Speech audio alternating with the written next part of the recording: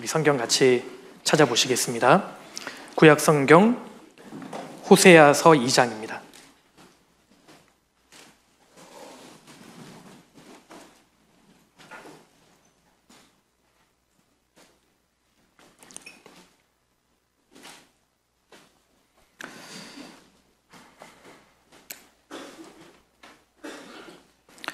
호세아 2장 구약 1257페이지입니다.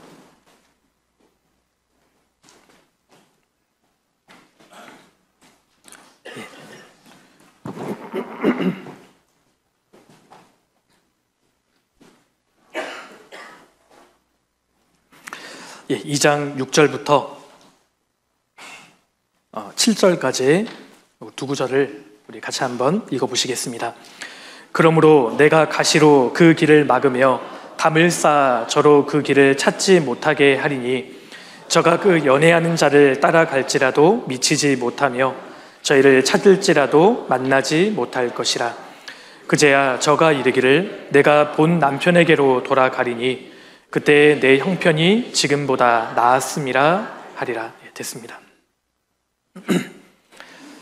북이스라엘은 초대왕 여로보암이 베델과 단에 송아지 우상을 세운 이래로 그때부터 타락의 길을 걸어갔습니다. 그리고 북이스라엘의 역사 속에서 가장 악한 왕이었던 아합 왕이 이세벨을 끌어들였고, 그때부터는 이 바알 숭배하고도 아주 밀접하게 관련되어 있었습니다. 겉으로는 하나님을 잘 섬기는 것처럼 보였지만 실상 그들은 하나님을 배반하고 있었습니다. 그래서 하나님께서는 그들을 돌이키게 하시려고 많은 선지자들을 보내셔서 그들의 운명을 경고하셨고 또 많은 말씀으로 교훈하셨습니다. 호세아 선지자는 북이스라엘에서 활동했던 선지자입니다. 특별히 그가 활동했던 당시에는 여로보암 2세가 통치하고 있던 말기였는데, 여로보암 2세는 전무후무한 경제적인 번영의 시기를 이끌어냈습니다. 경제적인 이 번영은 곧 이 종교적이고 도덕적인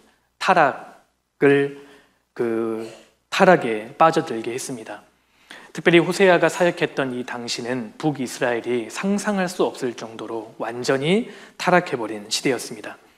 먼저 배경을 좀 살펴보겠습니다. 4장 1절입니다. 1절.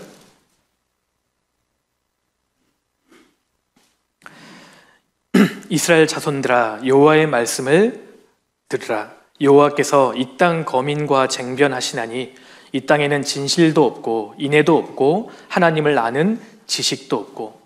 하나님의 선민 이스라엘 백성들이 하나님을 아는 지식이 없는 시대가 되어버렸습니다. 6절입니다. 6절.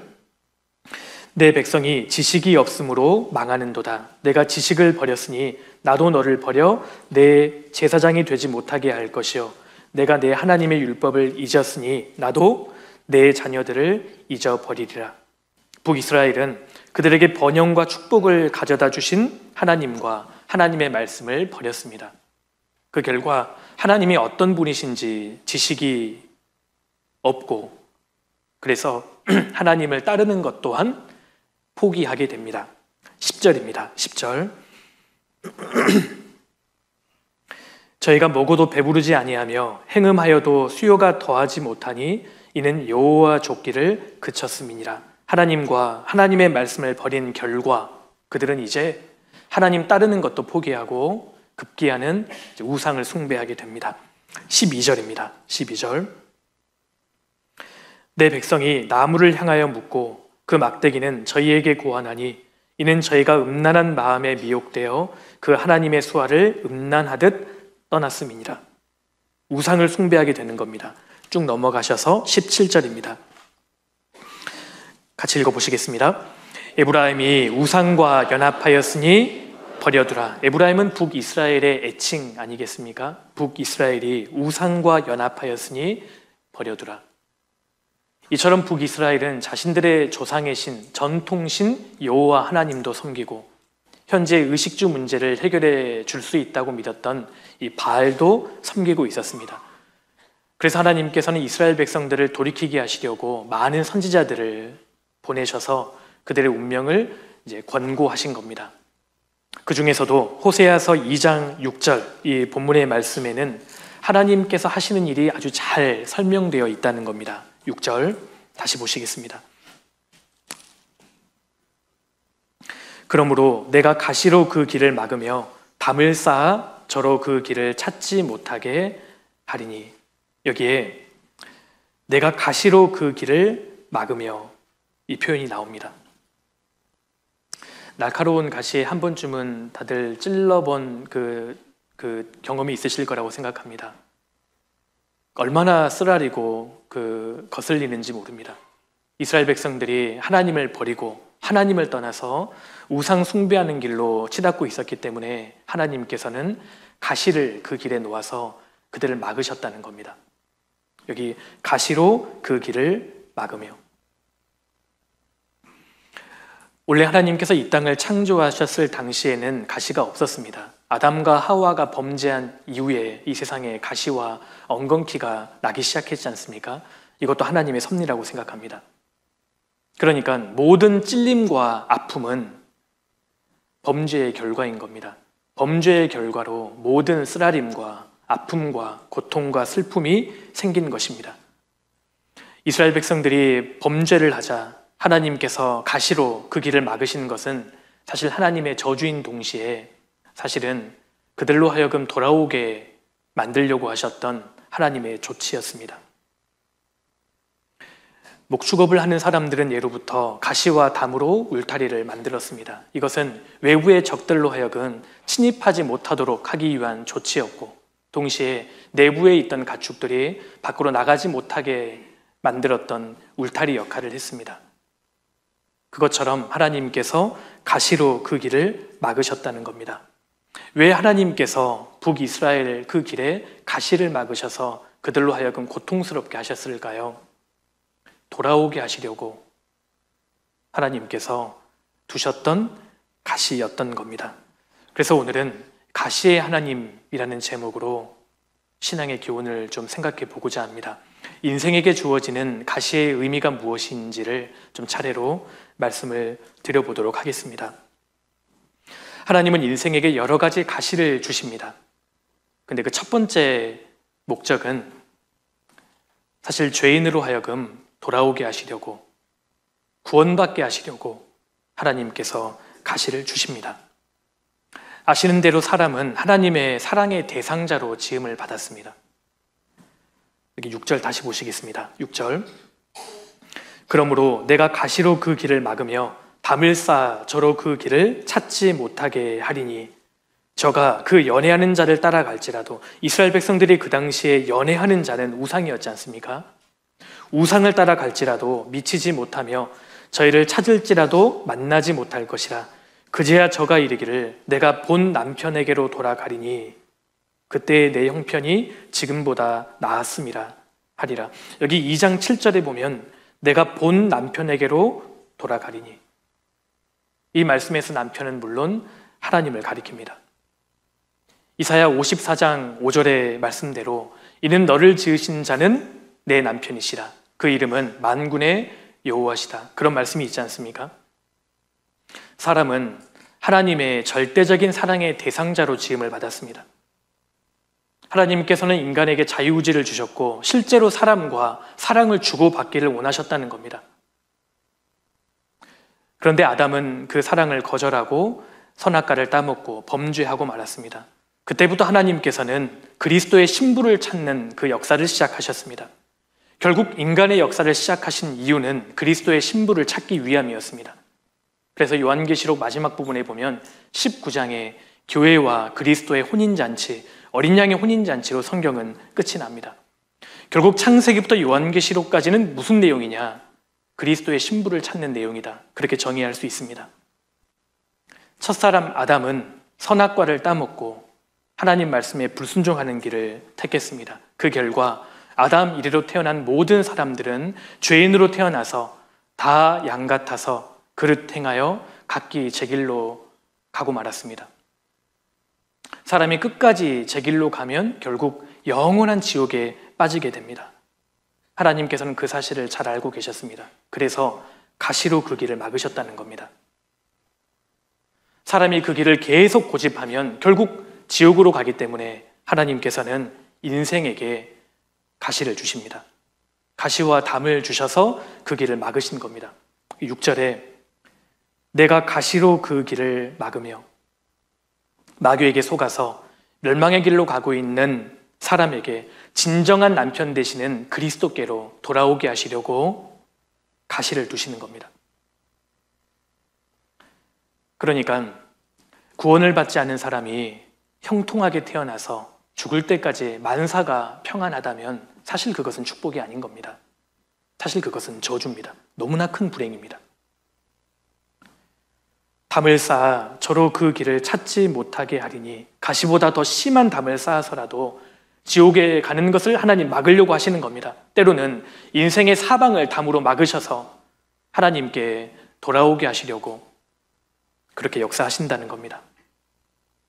아모스 4장을 보면 북이스라엘이 하나님 말씀에 계속 불순종했기 때문에 하나님께서는 풍해와 깐부기와 팥종이로 막으셨다. 그런 표현이 나옵니다. 풍해는 풍제이지 않습니까? 깐부기는 병충해입니다. 팥종이는 해충입니다. 그들을 그렇게 징계하셨는데 그럼에도 불구하고 그들이 돌이키지 않으니까 하나님께서는 연병과 칼과 지진으로 그들을 막으십니다. 그래도 그들이 돌이키지 않습니다. 그래서 아모스 4장에 하나님께서 내 하나님 만나기를 예비하라. 각오하라는 겁니다. 그렇게 경고하셨지 않습니까? 시편 146편에는 여호와께서 악인의 길은 굽게 하시는도다. 결국 악인이 그 길을 고집하면 영원한 멸망으로 치달을 수밖에 없기 때문에 하나님께서는 가시를 두시고 때로는 그 길을 굽게 하시는 겁니다. 그 사람이 악인일지라도 하나님은 그 사람이 구원받기를 진심으로 원하십니다. 하나님은 진심인 겁니다. 정말로 모든 사람이 구원받기를 원하시는 겁니다. 그래서 가시를 놓아서 그 길을 막아오시는 역할을 하시는 겁니다. 돌아보면 사실 우리 모두가 구원받기 전에도 내 인생에 가시가 있었습니다. 내 인생이 만사형통했다면 우리 중에 아무도 구원을 받으려고 하지 않았을 겁니다. 주께서 인생으로 고생하며 근심하게 하심이 본심이 아니시로다. 그럼에도 불구하고 하나님께서 인생에게 많은 고난과 가시를 주시는 것은 결국은 구원받게 하시려고, 돌이키게 하시려고 인생에게 가시를 주십니다. 이것이 하나님이 인생에게 허락하신 첫 번째 가시입니다. 이사야 38장을 찾아보시겠습니다. 본문은 잡아두시면 좋겠습니다. 이사야 38장입니다.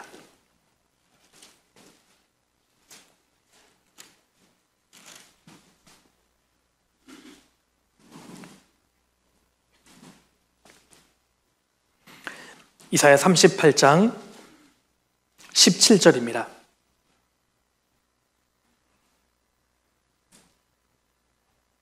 같이 읽어보시겠습니다. 보옵소서 내게 큰 고통을 더하신 것은 내게 평안을 주려 하심이라. 주께서 나의 영혼을 사랑하사 멸망의 구덩이에서 건지셨고 나의 모든 죄는 주의 등 뒤에 던지셨나이다. 히스기야 왕의 고백입니다. 히스기야 왕도 죽게 되었을 때, 큰 병에 걸려서 큰 고통 가운데 있을 때 주님을 찾았고 결국 그가 구원을 받게 됩니다. 히스기야 왕에게 가시는 큰 고통과 질병이었습니다. 하나님께서 그에게 가시를 주셨고 그 가시로 하여금 그는 구원을 받게 됩니다. 사복음서에서 대다수가 고통 속에서 예수님을 만나게 됩니다. 12해를 혈루증으로 앓던 여인 기억하십니까? 그 엄청난 고통이 있었기 때문에 그가 주님께 나아온 겁니다. 바디메오는 소경 거지였습니다. 그가 만약에 소경이 아니었고 또 거지가 아니었다면 그렇게 간절히 주님을 찾지 않았을 겁니다. 삭개오는 키가 작은 컴플렉스가 있었습니다. 그것을 계기로 주님을 찾게 된 겁니다. 그런 의미에서 컴플렉스는 좋은 것입니다. 나인성의 과부는 독자를 잃었습니다. 그 극심한 슬픔 속에서 주님을 만나게 됩니다. 십자가 옆에 달린 강도는 그 못에 박히는 그 처절한 엄청난 고통 가운데에서 주님을 부르짖게 됩니다. 우리 중에서도 누가 구원을 받았는지 한번 살펴보십시오. 어떤 사람은 사업에 망해서 구원을 받게 됐습니다. 어떤 분은 암에 걸렸기 때문에, 어떤 분은 부모님을 잃었기 때문에, 어떤 분은 고아로 태어났기 때문에, 또 어떤 분은 아내가 죽었기 때문에, 자녀가 죽었기 때문에 구원을 받은 분도 계십니다. 인생을 사는 가운데 주변 사람들이 자기를 너무 찔렀기 때문에, 이 세상에서 위로해 줄 사람이 한 사람도 없었기 때문에 하나님을 찾았고 구원을 받은 분도 계십니다. 어떤 분은 감옥에 들어가서 자기 인생을 돌아보는 가운데 어떤 사람의 전도로 구원을 받는 분도 계십니다. 어떤 분은 선천적인 장애를 가지고 있었기 때문에, 또 어떤 분은 성격적인 결함을 가지고 있기 때문에 구원을 받은 분도 계십니다. 하나님께서 구원받게 하시려고 우리 각 사람의 인생 가운데 가시를 두신다는 겁니다. 사무엘상 22장 또 찾아보시겠습니다. 사무엘상 22장입니다.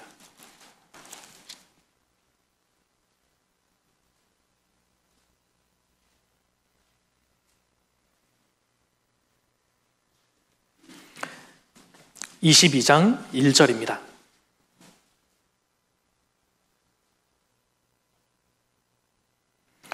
그러므로 다윗이 그곳을 떠나 아둘람 굴로 도망하매 그 형제와 아비의 온 집이 듣고는 그리로 내려가서 그에게 이르렀고, 환난당한 모든 자와 빚진 자와 마음이 원통한 자가 다 그에게로 모였고, 그는 그 장관이 되었는데 그와 함께한 자가 400명 가량이었더라. 여기 사울 편에서 다윗 편으로 넘어온 사람들이 있습니다. 약 400명 가량이었는데 그들은 환난당한 모든 자와 빚진 자와 마음이 원통한 자들이었습니다. 이들은 사울의 통치하에서 여러모로 억압받고 소외된 자들이었습니다. 그래서 다윗 편으로 건너옵니다. 성경에서 다윗은 그리스도의 모형이지 않습니까? 이 세상에서도 마찬가지입니다. 마음이 원통한 자, 환난받은 모든 사람들, 마음이 빚진 자들, 그들이 그리스도를 찾게 됩니다. 인생의 가시에 찔려서 심령이 가난하게 되어서 심령이 가난한 자는 복이 있나니 천국이 저희 것이며, 그때 천국으로 가는 문이 열렸던 겁니다. 우리도 돌아보면 구원받기 전에 많은 고난들이 있어 왔습니다. 나이 들어서 구원을 받았을 때에는 뭔가 많은 가시와 담이 있었습니다. 주님께서 가시를 찌르게 하시고 사방으로 담을 막아서 하나님을 찾도록 만들어 오셨다는 겁니다. 그런 의미에서 하나님은 고통의 하나님이십니다. 우리 하나님은 가시의 하나님입니다. 우리에게 그런 가시가 없었다면 우리는 아무도 하나님을 찾지 않았을 겁니다. 하나님께서 우리에게 가시를 주셨고, 그 가시에 우리가 찔리면서 참으로 회개하고 복음을 믿을 때 주님께서는 우리의 상처를 복음이라는 약으로 싸매 주셨던 겁니다. 돌아보면 하나님께서 내 인생 가운데 많은 가시와 담을 주셨고, 그것은 결국 돌아오게 하려고 하셨던, 구원받게 하려고 하셨던 하나님의 사랑이었다는 것을 우리가 알게 됩니다. 그럼에도 불구하고 끝까지 돌이키지 않는 사람들은 결국 죽음을 건너가서 영원히 찔리는 가시의 세계에 들어가게 됩니다. 지옥은 오직 가시로만 가득할 겁니다. 영원한 고통의 장소, 끝까지 찔리는 장소, 영원히 고통하는 장소가 지옥입니다. 누가복음 16장에 지옥에 들어간 부자 이야기가 나옵니다. 부자는 죽음을 건너가자마자 큰 고통 가운데 떨어졌습니다. 내가 이 불꽃 가운데에서 고민하나이다. 영원히 꺼지지 않는 불 속에서 구더기도 죽지 않고 사람마다 불로써 소금 치듯함을 받는 그곳이 지옥입니다. 생각해 보십시오. 지옥이 정말 있다면 이것보다 심각한 일은 없습니다. 지옥은 가시의 세계입니다. 영원히 찔리는 가시의 세계가 있기 때문에 하나님께서는 그곳에 들어가지 않게 하시려고 인생에게 가시를 주십니다. 이것이 주님이 인생에게 주시는 첫 번째 가시입니다. 그런데 구원받은 그리스도인에게도 가시가 있습니다. 구원을 받은 하나님의 자녀에게도 하나님께서는 여러 가지 가시를 허락하십니다. 그리스도인들에게 주어지는 가시는 그 목적상 크게 두 가지의 이 부류로 좀 구분해 볼 수 있습니다. 먼저 징계의 가시가 있습니다. 하나님께서 사랑하는 하나님의 자녀를 징계하시기 위해서 여러 가지 가시를 허락하신다는 겁니다.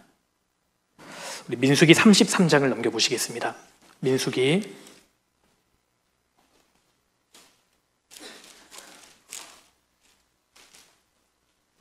33장입니다.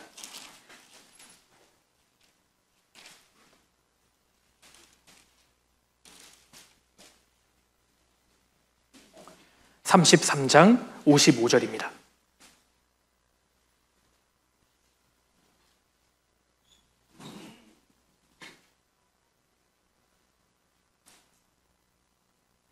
너희가 만일 그 땅 거민을 너희 앞에서 몰아내지 아니하면 너희의 남겨둔 자가 너희의 눈에 가시와 너희의 옆구리에 찌르는 것이 되어 너희 거하는 땅에서 너희를 괴롭게 할 것이요. 주님께서는 광야 생활을 하고 있는 이스라엘 백성들에게 가나안 7 족속을 완전히 몰아낼 것을 말씀하셨습니다. 그들을 몰아내지 않는다면 그들이 눈의 가시와 옆구리에 찌르는 것이 될 것이라고 경고하셨습니다. 그런데 불행하게도 이스라엘 백성들은 가나안 땅에 들어가서 7 족속을 완전히 몰아내지 않습니다. 그 결과 이렇게 되지 않습니까? 사사기 2장입니다. 사사기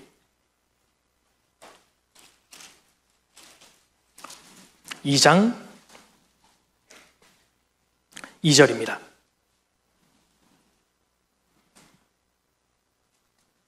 너희는 이 땅 거민과 언약을 세우지 말며 그들의 단을 헐라 하였거늘 너희가 내 목소리를 청종치 아니하였도다. 그리함은 어찌미뇨. 3절은 같이 읽겠습니다. 그러므로 내가 또 말하기를 내가 그들을 너희 앞에서 쫓아내지 아니하리니 그들이 너희 옆구리에 가시가 될 것이며 그들의 신들이 너희에게 올무가 되리라 하였노라. 민수기 33장에는 그들의 눈에 가시가 될 것이다. 여기 사사기 2장에는 옆구리에 가시가 될 것이다. 눈에 가시라는 표현이 있지 않습니까? 눈에 가시가 들어갔는데 그렇다면 눈을 깜빡일 때마다 정말 많은 쓰라림을 당하게 됩니다. 옆구리에 가시가 있다고 한번 상상해 보십시오. 거동하는 것 자체가 고통입니다. 여기 징계의 가시가 있습니다. 많은 아픔과 쓰라림과 고통을 당한다는 겁니다. 구원받은 그리스도인들의 삶 가운데에서도 제거해야 되는 7 족속이 있을 수 있습니다. 이것을 제거하지 않으면 마음에 큰 고통을 당하게 되고 징계의 가시에 찔리게 됩니다. 그리스도인들이 죄 가운데 살아가면 세상과 타협해버리면 하나님 반드시 그 길에 가시를 놓으십니다. 다듬은 돌을 쌓아 내 길을 막으시며 내 첩경을 굽게 하셨다. 그런 표현이 예레미야 예가에 나옵니다. 그리스도인들이 죄 가운데 살아갈 때 하나님께서는 다듬은 돌로 내 인생을 막으시고 평탄했던 내 길을 굽게 만드신다는 겁니다. 창세기 37장에는 요셉의 형들이 요셉을 팔아버리는 내용이 나옵니다. 이 요셉의 형들이 요셉을 이집트에 완전히 팔아버리고 그리고 염소 새끼를 잡아 죽여서 요셉의 채색옷에 묻히고는 아버지 야곱에게는 요셉이 죽었다고 거짓말하죠. 형제 자매님들, 이거 어디에서 많이 본 장면 아닙니까? 불과 몇 년 전에 이 야곱이 똑같은 방식으로 아버지 이삭을 속인 적이 있습니다. 염소를 잡아 죽여서 염소의 토를 자기에게 붙여서 형 에서로 위장을 하고 장자의 축복을 탈취하는 장면이 나옵니다. 결과적으로 하나님께서는 야곱을 징계하신 겁니다. 몇 년 전에 자신이 아버지를 속였던 방식 그대로 이번에는 아들들에게 속임을 당하고 있는 겁니다. 그러니까 하나님께서 요셉이 팔린 사건을 통해서 요셉은 단련하셨고 야곱은 징계하신 겁니다. 그렇다면 요셉의 10명의 형들은 어떠했을까요? 요셉의 형들이 10년이 넘는 세월 동안 마음이 편했을 거라고 생각하십니까? 절대 그러지 않았을 겁니다. 이 요셉의 형들은 요셉을 판 사건을 10년이 넘는 세월 동안 마음의 죄책감으로 가지고 살았습니다. 나중에 요셉이 총리가 되어서 자기의 정체를 숨기고 형들에게 동생, 말제 베냐민을 데려오라고 합니다.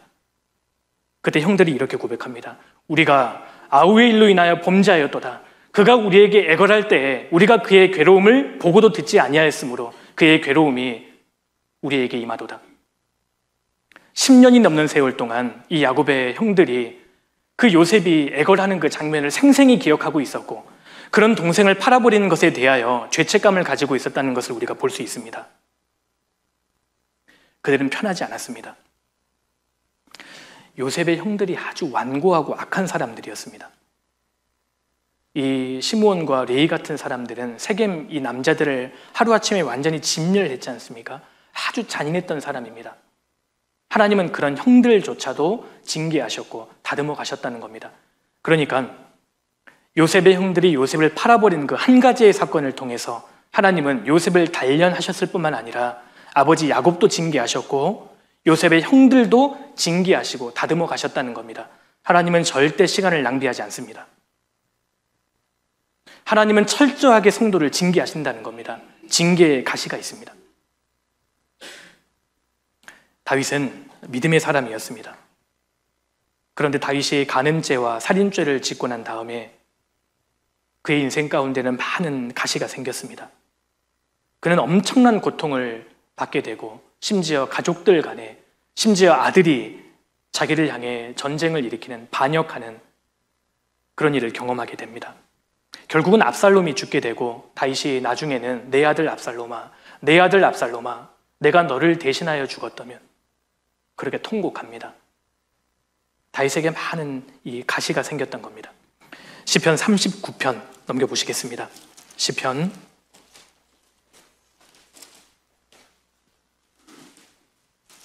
39편입니다.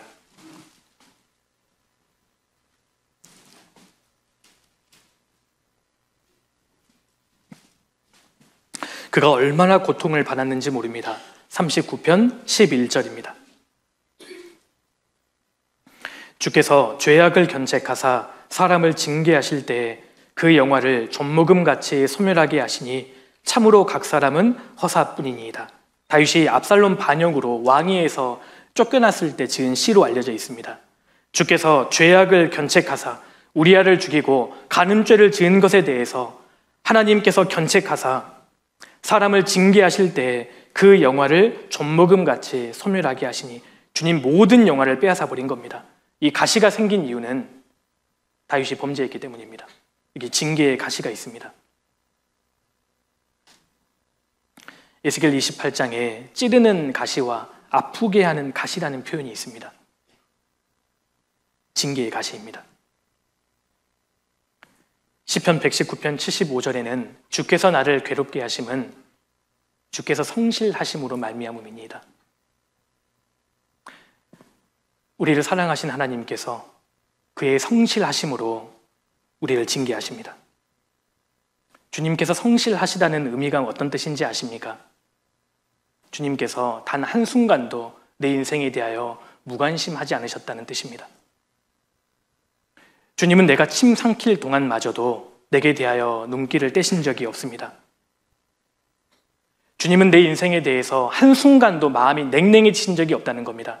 주님은 항상 내게 대하여 진심이셨습니다. 그 하나님께서 우리를 징계하십니다. 형제 자매님들, 버리는 것과 회초리로 때리는 것은 천지 차이입니다. 버리는 것과 회초리로 징계하시는 것은 차원이 다른 문제라는 겁니다. 예를 들어서 우리 형제 자매님들께서 운전하시고 가고 계시는데 길가에 10대 중학생들이 담배를 피우고 있다면 어떡하시겠습니까?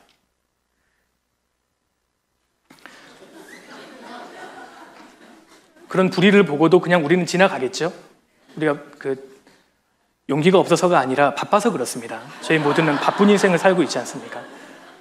시간이 있다면 이제 지나가겠죠. 근데 만약에 그 학생들이 내 아들이면 어떡하시겠습니까? 야, 청소년 정말 문제다. 우리나라 정말 걱정된다. 그렇게 뉴스 평론가처럼 비평만 하고 지나갈 수 있겠습니까? 우리 모두 그렇게 하지 않을 겁니다. 당장 차에서 내려서 그 아이를 데려올 겁니다. 다른 아이들은 몰라도 너는 절대 그렇게 살 수 없어. 너는 내 아들이야. 내가 너를 다리 몽둥이를 부러뜨려 놔서라도 너는 그렇게 살 수 없어. 하나님이 그냥 넘어가시지 않고 내 잘못에 대하여 징계하시는 까닭은 내가 하나님의 독생자의 피로 산 자녀이기 때문입니다. 그래서 내 인생이 낭비되는 것을 하나님은 그냥 보고만 계실 수 없는 겁니다. 그래서 징계는 자녀들에게만 하시는 겁니다. 하나님께서 나를 징계하시지만 버리시지는 않습니다. 그러니까 우리가 정말 두려워해야 할 것은 하나님의 회초리가 아니라 하나님의 침묵입니다. 스위스의 한 여행객이 목동의 집에 들어갔습니다. 그런데 그 목동의 집에 들어갔는데 다리가 부러져 있는 한 어린 양을 발견했다고 합니다. 알고 보니까 목동이 의도적으로 다리를 완전히 부러뜨려 놓은 겁니다. 이 양은 제일 말을 듣지 않았답니다. 밥도 제대로 먹지 않고 틈만 나면 울타리 밖으로 넘어갔답니다. 그래서 목동이 의도적으로 다리를 부러뜨려 놓은 겁니다. 시간이 지나면 먹이를 잘 받아먹는 양으로 바뀌게 되고 조금 더 시간이 지나면 이 목자를 자꾸 핥아준답니다. 목자를 가장 사랑하고 목자의 말에 순종하는 어린 양으로 바뀌어 간다고 합니다. 이것이 징계의 가시가 주는 은혜입니다. 삼손, 다윗, 베드로가 가진 공통점이 있습니다. 첫 번째 공통점은 그들은 철저히 실패했다는 것입니다. 그리고 두 번째는 그들은 다시 주님께 귀하게 쓰임을 받았다는 겁니다. 그 이유가 어디 있습니까?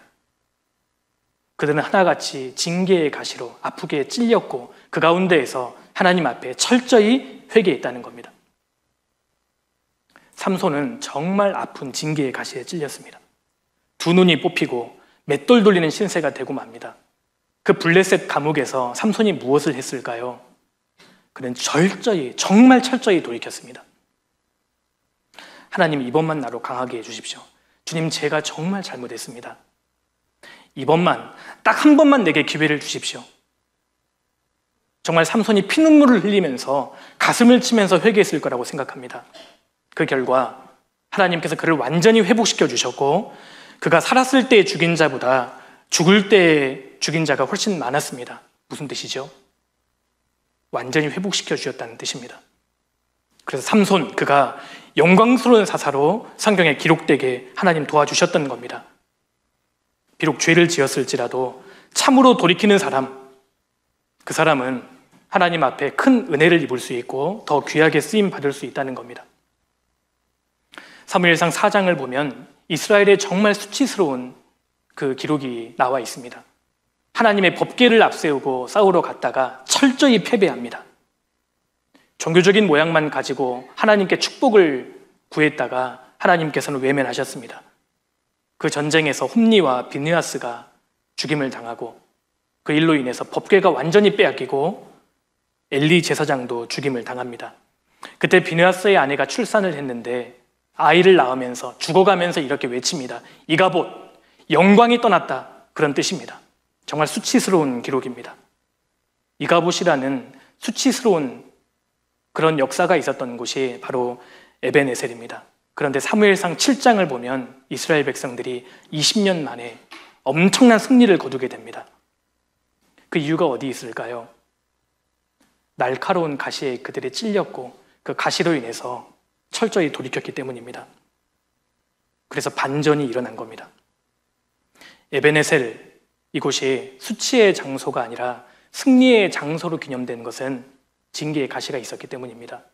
징계의 가시에 그들이 찔렸고 그들은 철저히 회개합니다. 하나님은 한 번도 실패한 적이 없는 사람을 사용하시는 것이 아닙니다. 비록 죄를 범하고 실패했을지라도 돌이킨 사람을 하나님 귀하게 사용하십니다. 그 실패한 사람으로 하여금 철저히 돌이키게 만들고 다시 하나님께 귀하게 쓰임받을 수 있는 사람으로 만드는 도구가 바로 이 징계의 가시입니다. 징계의 가시가 있습니다. 혹 내가 구원을 받은 이후에 어떤 가시에 찔리고 있다면 이것이 죄로 인한, 이 징계로 인한 가시가 아닌지 우리가 돌아볼 필요가 있습니다. 가능하면 이 징계의 가시는 우리가 찔리지 않은 편이 훨씬 좋을 거라고 생각합니다. 그래서 이 징계의 가시의 이 원인이 되는 것들은 우리가 과감하게 제거해야 합니다. 그리고 구원받은 그리스도인들에게 또 두 번째로 주어지는 가시가 있습니다. 하나님은 죄와 상관없이, 징계와 상관없이 성도에게 때로는 아픈 가시를 허락하십니다. 구원받은 이후에도 가시가 있습니다. 어차피 구원받은 이후의 신앙생활은 올라가는 길이고 시련의 길입니다. 오히려 주님을 사랑하고 주님 뜻대로 살아가는 성도들에게 아픈 가시들이 훨씬 많을 수 있습니다. 그 대표적인 사람이 욥입니다. 욥은 정말 날카로운 가시에 찔린 사람입니다. 욥기 16장 넘겨보시겠습니다. 욥기 16장입니다.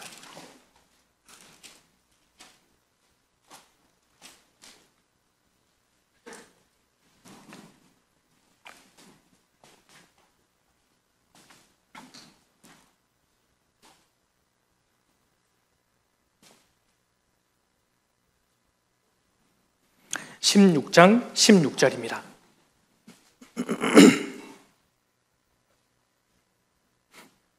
내 얼굴은 울음으로 붉었고 내 눈꺼풀에는 죽음의 그늘이 있구나. 그러나 내 손에는 포악이 없고 나의 기도는 정결하니라. 욥은 손에 포악이 없고 그의 기도는 정결했습니다. 그는 당대의 의인이었습니다.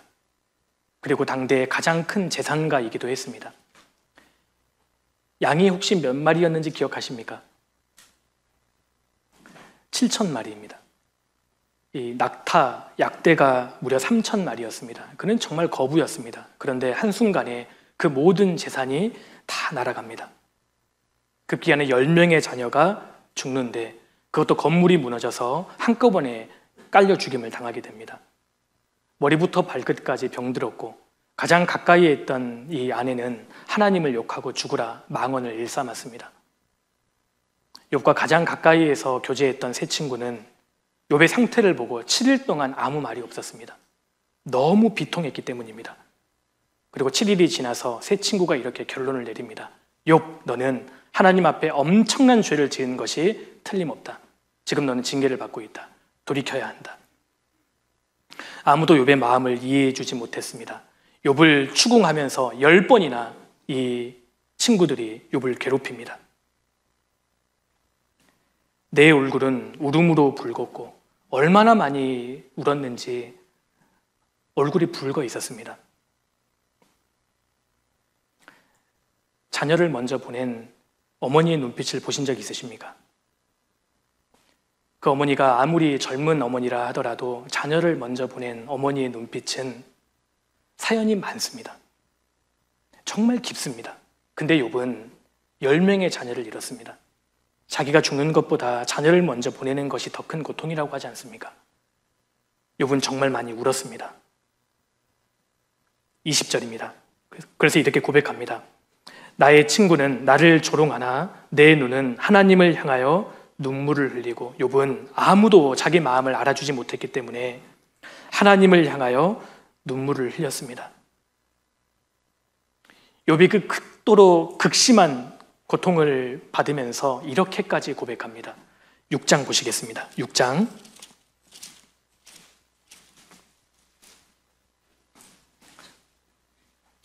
4절입니다. 욥기 6장 4절.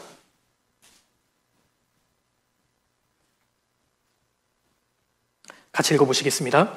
전능자의 살이 내 몸에 박힘에 나의 영이 그 독을 마셨나니 하나님의 두려움이 나를 엄습하여 치는구나. 욥이 이렇게 고백합니다. 전능자의 살이 내 몸에 박혔다. 욥은 전능자의 화살에 맞은 사람입니다.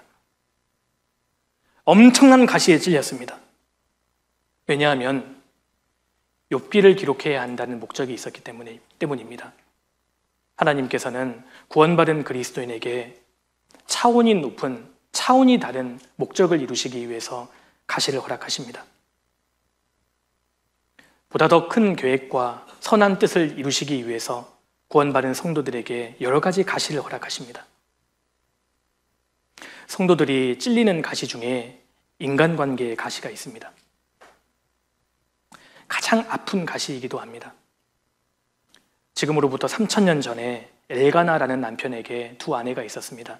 그 유명한 한나와 그리고 분인나입니다. 한나는 정결하고 아담하고 하나님을 사랑했던 여인으로 보입니다. 그녀는 믿음의 여인이었습니다.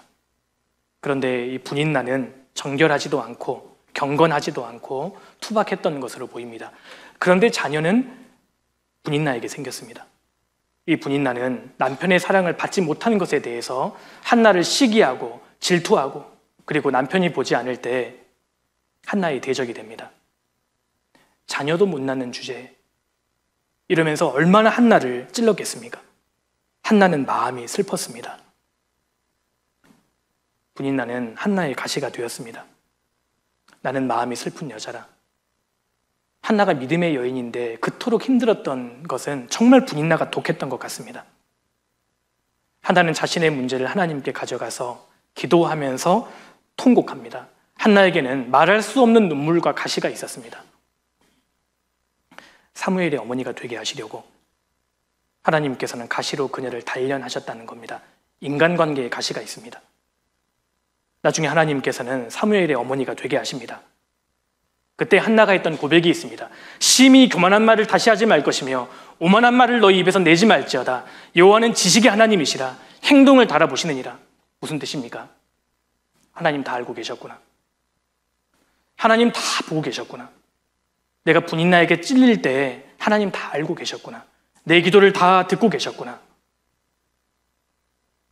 여호와는 지식의 하나님이시라. 행동을 달아보시느니라. 때로 하나님께서는 경건한 그리스도인에게도 가시를 주시고 우리가 그 가시에 찔릴 때 어떻게 반응하는지 하나님 보십니다.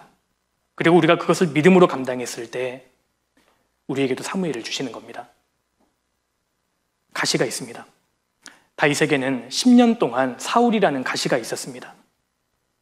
다윗은 정말 정결하고 순수했지만 그런 다윗을 향해서 사울은 창을 2번 이상이나 던졌습니다. 다윗이 그 창을 피했지만 사실은 다윗의 마음에 깊이 박혔을 거라고 생각합니다. 다윗이라고 해서 트라우마라는 게 없었겠습니까? 인간관계에 가시가 있었습니다. 압살롬이라는 가시가 있었고 심지어 아히도벨이라는 가시가 있었습니다. 압살롬은 다윗의 아들이었습니다. 아히도벨은 다윗과 정말 친했던 친구였습니다. 근데 그는 배신을 당합니다. 요셉에게도 정말 많은 가시가 있었습니다. 악한 형들이라는 가시가 있었고 보디발의 아내라는 가시가 있었습니다. 인간관계에 가시가 있습니다. 내게도 남편이라는 가시, 아내, 자녀라는 가시를 주실 수 있습니다. 믿었던 사람에게 배신을 당하게 하는 그런 가시도 하나님 주실 수 있습니다. 그리고 하나님께서는 그 가시를 경험하면서 우리가 어떻게 반응하는지를 보고 계십니다. 이 가시를 통과하면서 내가 어떤 마음가짐으로 통과하느냐에 따라서 그 결과가 완전히 달라집니다. 형제 자매님들, 내 주변에 가시가 많다고 해서 지금 내가 많은 가시에 찔린다고 해서 내 마음까지 악해져야 되는 것은 아닙니다. 내가 아무리 많은 가시에 찔린다고 해서 내 마음에까지 가시가 돋쳐서는 안 된다는 겁니다. 우리가 분인나의 길을 걸을 것이 아니라 한나의 길을 걸어야 합니다. 사울같이 악한 사람이 있었지만 다윗은 마음이 악해지지 않았습니다. 요셉은 많은 가시에 찔렸지만 그의 마음에는 가시가 돋치지 않았습니다. 오늘날 많은 사람들이 자신이 불리한 조건에서 시작되었다고 해서 불평합니다. 자기의 가시가 많다고 해서 하나님을 원망합니다. 한국에 태어나지 않았더라면, 내가 조금 더 좋은 부모를 만났더라면, 내가 부유한 가정에 태어났더라면. 그런데 기억하십시오. 보석은 어디에 던져놓아도 보석입니다. 하나님의 사람은 쉬운 환경에 시작해서가 아니라 어떠한 어려운 환경이 있다 할지라도 하나님과 동행함으로 뚫어내는 사람인 겁니다. 하나님은 때로 우리에게 인간관계에 가시를 주시고 그 가시에 찔리면서 우리가 어떻게 반응하는지 하나님 보십니다. 그리고 성도에게 질병이라는 가시가 있을 수 있습니다. 그 대표적인 사람이 바울입니다. 잘 아시는 말씀이시죠? 고린도후서 12장 넘겨보시겠습니다. 고린도후서 12장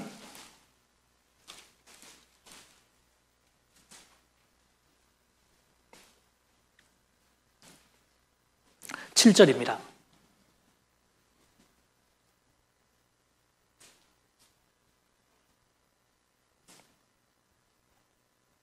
7절 같이 읽어보시겠습니다. 여러 계시를 받은 것이 지극히 크므로 너무 자고하지 않게 하시려고 내 육체의 가시 곧 사단의 사자를 주셨으니 이는 나를 쳐서 너무 자고하지 않게 하려 하심이니라. 8절은 제가 읽겠습니다. 이것이 내게서 떠나기 위하여 내가 3번 주께 간구하였더니 내게 이르시기를 내 은혜가 내게 족하도다. 이는 내 능력이 약한 데서 온전하여 짐이라 하신지라. 이러므로 도리어 크게 기뻐함으로 나의 여러 약한 것들에 대하여 자랑하리니 이는 그리스도의 능력으로 내게 머물게 하려 함이라. 사도 바울은 신약 성경 14권을 기록한 위대한 사도였습니다. 심지어 그는 셋째 하늘까지 다녀온 사람이었습니다. 그런 바울에게도 가시가 있었습니다. 바울에게는 질병이 가시였습니다. 내 육체의 가시 곧 사단의 사자를 주셨으니. 바울이 가지고 있는 이 질병이 구체적으로 무엇이었는지는 정확하게 알 수 없습니다. 근데 많은 학자들은 둘 중에 하나였을 것이라고 추정합니다. 어떤 학자들은 간질이었을 것이다 이렇게 주장합니다. 실제로 그런 이 전승들이 있습니다. 사도 바울이 복음을 전하고 있는데 또 말씀을 증거하고 있는데 갑자기 발작을 한다고 생각해 보십시오. 이것이 하나님께 영광이 되겠습니까? 또 어떤 학자들은 이 바울의 가지고 있었던 가시가 안질이었을 것이다 이렇게 또 추측을 합니다.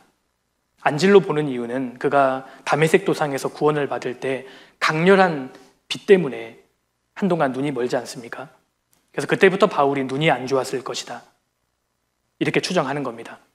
실제로 갈라디아서 4장을 보면 너희가 할 수만 있다면 너희 눈까지 빼어주었을 것이다 이런 표현을 통해서 우리가 추측하는 겁니다.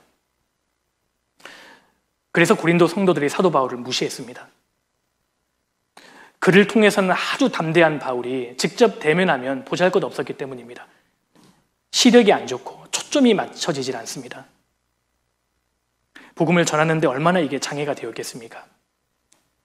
그래서 바울이 주님께 3번이나 간구합니다. 육체의 가시를 제발 주님 제해 주십시오. 근데 주님께서는 그 기도에 대해서 냉정하게 거절하십니다. 그래서 사도 바울은 자기 병도 못 고치는 주제에 이런 비난도 많이 받았을 거라고 생각합니다. 바울에게 질병이 있습니다.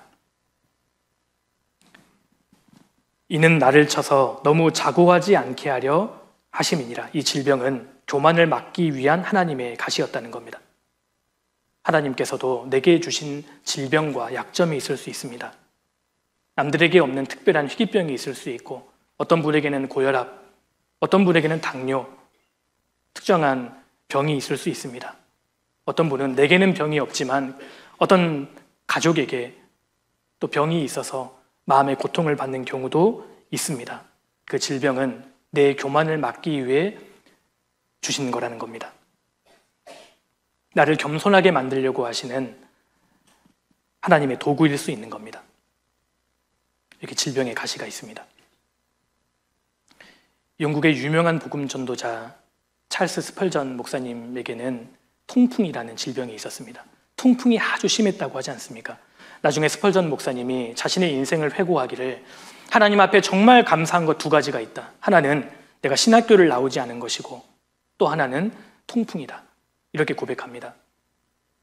신학교를 나오지 않은 것 때문에 얼마나 많은 공격을 이 목사님이 받았는지 모릅니다. 그런데 그것을 메워보기 위해서 당시에 영국에서 출간된 책의 절반 이상을 읽었다고 하지 않습니까? 그리고 통풍이라는 가시가 있었기 때문에 스펄전 목사님은 항상 자기를 반성하고 자기를 낮춘 겁니다. 하나님이 주신 가시였습니다. 칼빈에게는 걸어다니는 병원이라는 별명이 있었습니다. 제가 자료를 찾아보니까요, 마틴 루터도 많은 질병의 가시가 있었습니다. 신장결석, 소화불량, 두통, 심지어 우울증, 신경쇠약까지 가지고 있었습니다. 데이비드 브레이너드에게도 우울증이 있었습니다.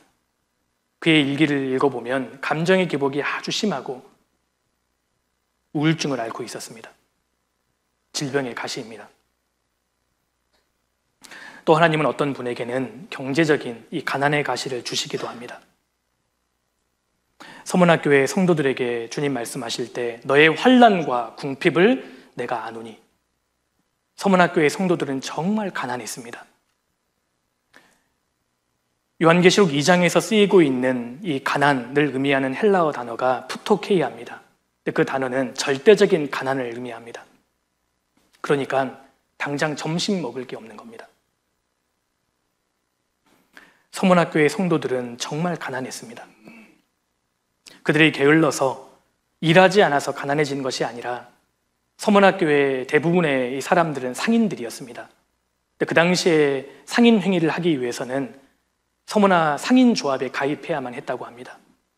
근데 상인조합에 가입하기 위한 조건은 1년에 몇 차례 정기적으로 신전에 올라가서 로마 황제를 자기 신으로 인정하는 의식을 참여해야만 했다고 합니다. 근데 구원받은 성도들은 그렇게 하지 않았던 겁니다. 그래서 재산을 완전히 몰수당하고 완전히 궁핍해진 겁니다. 가난의 가시가 있습니다. 초대교회 성도들은 대부분 가난했습니다. 너희 재산을 완전히 몰수당했다. 그런 말씀도 있지 않습니까? 세례 요한도 가난했고 엘리야도 가난했고 그 과부에게는 2렙돈밖에 없었습니다. 가난의 가시가 있습니다. 우리 중에도 가난의 가시에 찔리는 분들이 계실 수 있습니다. 그런데 생각해보면 이 가난의 가시로 인해서 내 마음이 낮아질 수 있었고 깨어있는 신앙생활을 하는 경우가 많았습니다. 생각해 보십시오. 지금보다 내가 부한 가정에 태어났더라면 우리 지금 여기 앉아있지 않을 겁니다. 잠언 16장에 적은 소득이 의를 겸하면 많은 소득이 불의를 겸한 것보다 낫다고 말씀하셨습니다. 가난은 좋은 미덕이 되곤 합니다. 형편이 좋아서 주님과 멀어지는 것보다 형편이 어려워서 주님과 가까워지는 편이 훨씬 낫지 않습니까? 우리의 신앙을 위해서 가난의 가시를 주시기도 합니다.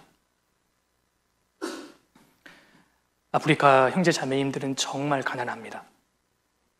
가정 신방을 하다 보면 대부분 정말 좁고 옹색한 가정밖에 없습니다.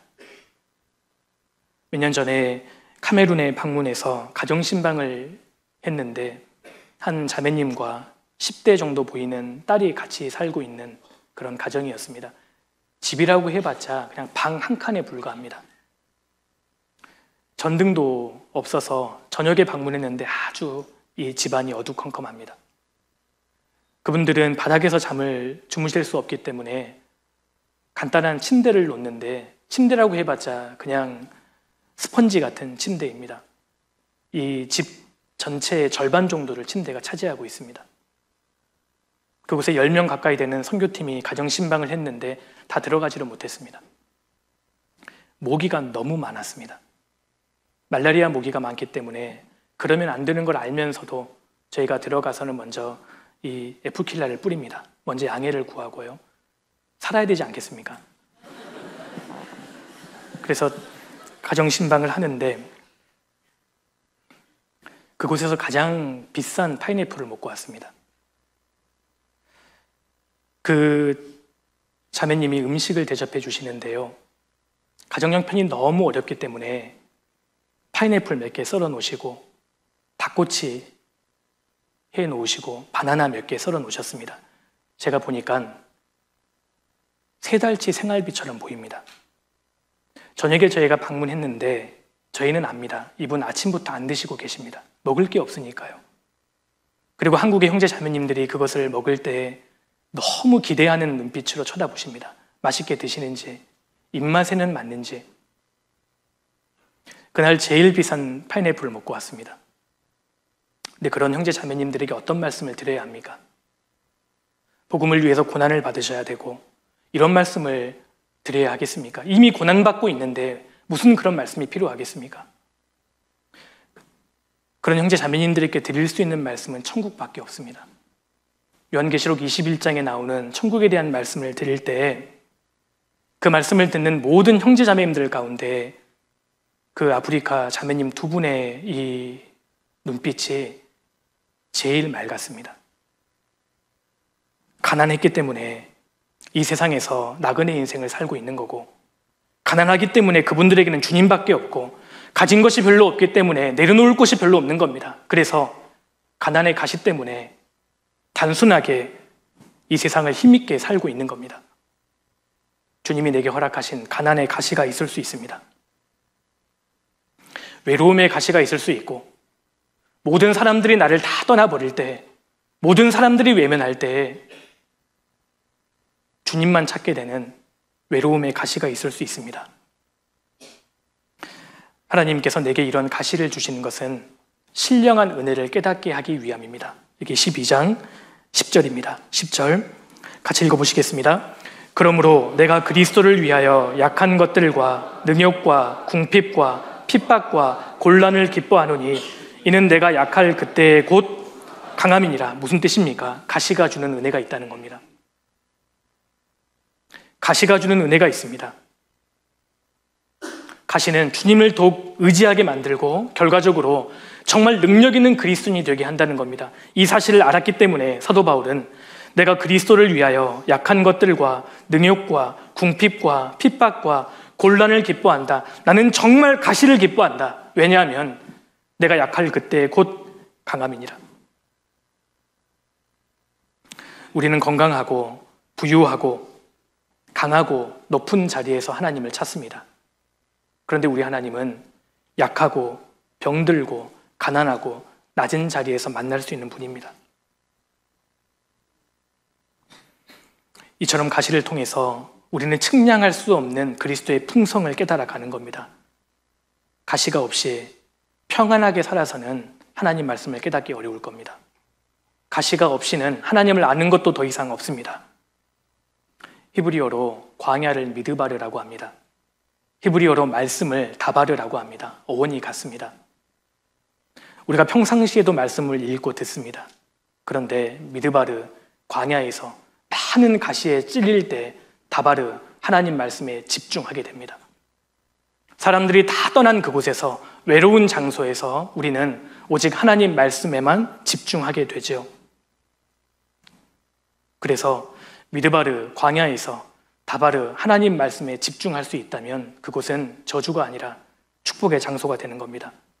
가시가 없었다면 들을 수 없는 하나님의 음성을 듣게 되고, 가시가 없었다면 순종할 수 없는 그 말씀에 순종하게 됩니다. 결과적으로 하나님은 이 가시를 통해서 내 인생을 만들어 가십니다. 이것이 가시가 주는 은혜입니다. 사람은 가시에 많이 찔릴수록 마음이 넓어지고 깊어집니다. 그래서 더 많은 사람들의 가시를 포용해 줄 수 있는 그런 사람들이 되어가는 겁니다. 성도는 백합화입니다. 백합화의 특징은 주변에 가시나무가 많다는 겁니다. 또 하나의 특징은 가시에 찔릴수록 더 진한 향기를 품어낸다는 겁니다. 그것이 바로 그리스도인입니다. 하나님은 내 마음을 온유하게 만들고 넓히고 더 깊게 만들게 하기 위해서 내 인생에 여러 가지 가시를 주셨습니다. 인생을 살면서 아픔의 가시를 통과하면서 그것에 하나님의 선한 뜻이 있었다는 것을 우리가 알게 됩니다. 오늘 우리는 앞서서 하나님이 인간에게 주시는 크게 세 종류의 가시에 대해서 좀 같이 생각해 보았습니다. 죄인으로 하여금 구원받게 하시려고 하나님께서 가시를 허락하시고, 또 구원받은 이후에 우리가 죄 가운데 머물러 살 때, 세상과 타협해 버릴 때 하나님은 징계의 가시를 허락하시고, 그리고 때로는 경건한 성도들에게도 선한 뜻을 이루시기 위해서 가시를 주십니다. 이처럼 인생을 사는 가운데 가시가 있다는 것을 확실히 알아야 합니다. 제가 앞서 드린 말씀을 정리드렸다고 해서 여기서 마치겠구나 이렇게 기대하신 분이 계셨던 것 같은데요. 저도 그러고 싶지만 아직 드릴 말씀이 좀 남아 있습니다. 골짜기를 통과한다고 해서, 가시에 찔린다고 해서 너무 실망할 필요 없습니다. 가시와 골짜기는 회피할 수 없고 어차피 통과해야 합니다. 이것을 분명히 알아야 합니다. 앞으로도 많은 가시들이 있을 겁니다. 그런데 하나님께서 인생에게 가시를 허락하시는 것, 사실 그것은 우리를 사랑하시기 때문인 겁니다. 사실 사랑의 가시입니다. 호세아 2장 다시 돌아가겠습니다. 호세아 2장 6절입니다.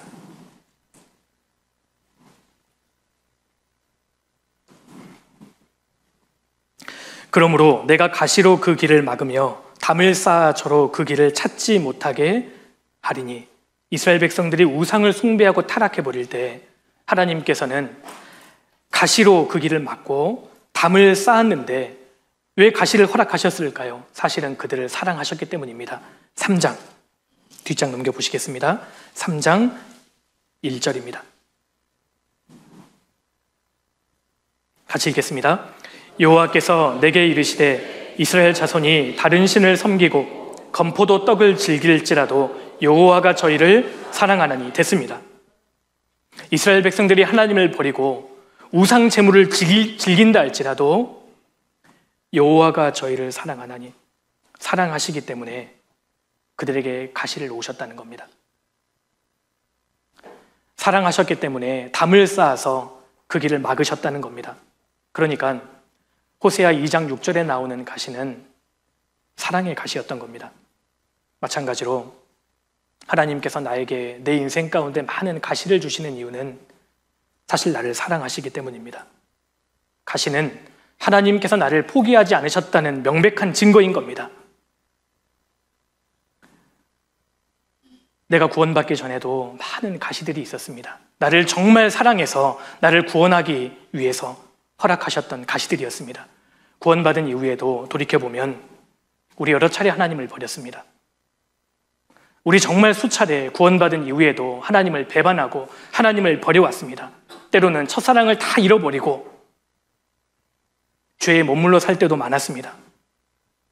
그런데 우리가 아무리 실패하고 낮아지고 넘어져도 하나님은 우리를 버리지 않으셨습니다. 하나님의 사랑은 끝까지 우리를 추격해오고 쫓아와서 다시 붙잡으셨던 겁니다. 때로는 가시를 통해서 나를 완전히 깨어지게 만들고 낮아지게 해서라도 하나님은 다시 그 첫사랑의 장소로 우리를 데려오셨습니다. 인생의 가시 앞에서, 인생의 폭풍 앞에서 하나님은 다시 우리를 데려오셨던 겁니다. 그래서 구원을 받고 세월이 지나면 지날수록 사랑의 가시라는 것을 우리가 더욱 깨달아 알 수 있습니다. 내게 있는 질병과 많은 약점과 가시들은 하나님이 나를 사랑해서 허락하시는 거라는 겁니다. 가시가 주님의 은혜이고 주님의 사랑이라는 것을 믿는다면 우리는 긍정적으로 감사함으로 그 가시를 받아들일 필요가 있습니다. 독일에서 한 중년의 그리스도인이 설암에 걸렸습니다. 심해져서 혀를 절단해야 되는 상황까지 이르게 되었다고 합니다. 수술을 앞두고 의료진들이 그 그리스도인에게 이렇게 말했습니다. 선생님, 수술을 이제 시작하려고 하는데 지금부터는 선생님은 이제 돌아가실 때까지 아무 말씀을 못 하십니다. 마지막으로 한 말씀만 하십시오. 그러자 그 그리스도인이 눈물을 흘리면서 이렇게 고백했다고 합니다. 주 예수님, 감사합니다. 내게 주신 가시가 하나님의 사랑과 은혜의 결과라면 그것을 우리가 감사함으로 긍정적으로 받아들일 필요가 있습니다. 모든 가시의 배후에는 하나님의 사랑이 있습니다. 구원받지 않은 모든 불신자들은 이제 머지않아 죽음을 건너가서 영원히 찔리는 가시의 세계에 들어가게 됩니다. 그러나 그리스도인들은 아닙니다. 우리는 가시 없는 세계로 가고 있습니다. 거듭난 그리스도인들은 머지않아 영원히 가시가 없는 세계 안으로 들어갑니다. 불신자들에게는 영원히 찔리는 세계가 오지만 거듭난 그리스도인에게는 다시는 찔리지 않는 환상의 세계가 기다리고 있습니다. 눈물이 없는 세계, 죽음이 없는 세계, 고통이 없는 세계가 옵니다. 가시 없는 세상이 있습니다. 계시록 21장 마지막으로 찾아보시겠습니다. 요한계시록 21장입니다.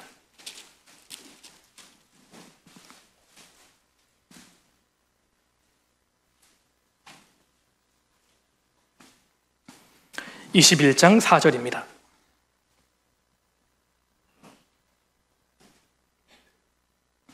같이 읽겠습니다. 모든 눈물을 그 눈에서 씻기심에 다시 사망이 없고 애통하는 것이나 곡하는 것이나 아픈 것이 다시 있지 아니하리니 처음 것들이 다 지나갔음이로라. 천국은 눈물이 없는 세계, 질병이 없는 세계, 슬픔과 고통이 없는 세계, 그곳에 가시가 없습니다. 눈물 없는 눈을 갖게 될 때 거듭난 그리스도인들이 비로소 웃게 됩니다. 가시가 없는 세상이 옵니다. 주님께서 내 눈에서 눈물을 닦아주신다는 것은 물리적으로 정말 눈물을 닦아주신다는 의미도 되지만 내 인생의 모든 가시에 대한 답을 주신다는 의미도 됩니다. 왜 내게 그렇게 가시가 많았는지, 왜 내게 그런 가정을 허락하셨는지, 왜 내가 한국에 태어났는지, 왜 내게 이런 남편과 아내와 자녀를 허락하셨는지, 왜 내게 그런 눈물이 많았는지 주님께서 모든 답을 주십니다. 인생의 모든 수수께끼가 그날 다 풀리게 됩니다. 가시가 없습니다. 청각 장애를 가지고 있는 한 청년 형제 간증을 들어본 적이 있습니다. 선천적으로 청각에 장애가 있고 조금 이 컨디션이 좋지 않으면 귀가 너무 아파서 그 통증 때문에 교회도 제대로 나오지 못하는 그런 형제입니다. 오랜만에 교제에 이 형제가 돌아왔습니다. 그리고 이런 간증을 하는 겁니다. 머지않아 주님 앞에 서게 되면 주님 만나면 꼭 이걸 여쭤보고 싶답니다. 주님, 왜 제게 이런 장애를 주셨어요? 그때 주님께서 거기에 대한 답을 주시려고 할 때 자기가 재빠르게 얘기할 거라는 겁니다. 주님, 그런데 이 장애를 주셔서 정말 감사합니다. 이 장애가 있었기 때문에 주변 사람들의 말은 잘 들을 수 없었지만 주님의 음성에 더 집중하게 되었으니까요. 이렇게 주님께 크게 고백할 거라는 간증을 들어본 적이 있습니다. 주님 오시는 그날 모든 가시가 다 제해지고 모든 눈물이 다 씻겨지고 위로의 세계가 옵니다. 우리는 영원한 위로의 시간과 장소를 앞두고 있는 사람들입니다. 그날을 우리가 참으로 고대한다면 이 세상에서 얼마의 값을 지불한다 할지라도 결코 중도에 포기하지 않을 겁니다. 지구상에 많은 사람들이 있는데 그 중에서도 정말 천하고 보잘것없는 나 같은 사람을 주님이 구원해 주셨습니다. 구원받은 이후에도 마찬가지입니다. 한없이 부족하고 주님 보시기에 정말 볼품없는 인생이지만 주님 변치 않는 사랑으로 함께 하셨고 이런 우둔한 나를 주님께서 교훈하시기 위해서 가시를 통해서 지금까지 사랑으로 작업해 오셨다는 겁니다. 우리는 그런 주님의 은혜와 사랑을 기억하면서 남은 생에 보답해야 할 겁니다. 형제 자매님들, 마지막으로 잘 들어보십시오. 지금 아무리 가시가 많고 찔린다 하더라도 머지않아 정말 가시 없는 세상이 옵니다. 같이 기도하시겠습니다. 고마우신 아버지 하나님, 참으로 감사드립니다. 저희를 구원하셔서 주님의 자녀로 삼아주시고 변치 않는 사랑으로 지금까지 함께 하시고 인도해 주신 은혜 감사드립니다. 주님을 위해 100번 죽어도 다 갚을 수 없는 은혜와 사랑을 저희가 받았습니다. 남은 생에 주님과 동행하며 주님을 더욱 기쁘시게 하는 저희들 되게 해주시고 저희 모두를 통해 주님 영광 받아주시기를 간절히 기도드립니다. 역사의 마지막 때에 주님 특별히 귀하게 보시는 우리 교회를 지켜주시고 또 우리 교회를 통해 더 놀라운 역사를 나타내 주시기를 간절히 기도드립니다. 이어지는 모든 교제의 시간도 주께 의지합니다. 저희를 언제나 사랑하시는 예수님 이름으로 기도드립니다. 아멘.